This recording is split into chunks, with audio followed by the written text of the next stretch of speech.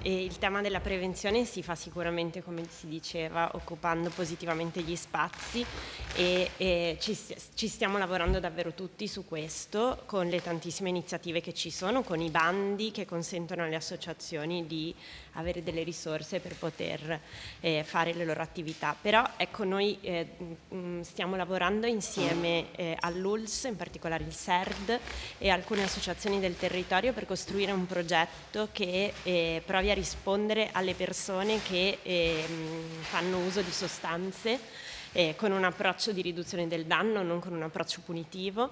In particolare il dato è che tocca tutte le fasce d'età questo tema, ma il tema delle dipendenze si fa sicuramente più importante, più grave quando riguarda le persone più giovani. Quindi con questo tavolo che sta lavorando in questo senso, stiamo cercando di progettare una serie di iniziative, una serie di attività, ma anche di servizi che vadano a dare una risposta alle persone che corrono il rischio di avere una dipendenza da sostanze o anche di farne un uso eccessivo. Quindi volevo aggiungere questo, che credo che sia uno spunto interessante perché stiamo aggredendo il fenomeno da tutti i punti di vista. Allora, c'è un vecchio cinema della parrocchia che era chiuso Io ci ho visto Star Wars quando avevo 4 anni, 5 anni, tipo una roba così. Poi è rimasto sempre chiuso e la parrocchia ha cercato di riaprirlo, ha raccolto un po' di finanziamenti in giro anche dalla popolazione e da alcuni enti. Il comune ha contribuito e ha fatto un'importante opera di restauro, hanno fatto un'importante opera di restauro, di risistemazione, insomma.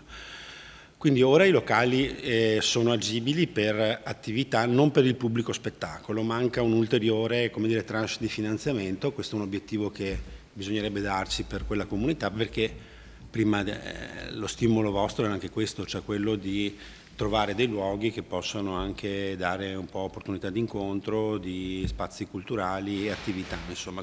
Cioè, perché poi in questo caso Mortise, Stanga, Torre, San Lazzaro fanno, rappresentano un quadrante che oggi ha delle opportunità di sviluppo che devono essere assolutamente utilizzate anche per uno sviluppo sociale.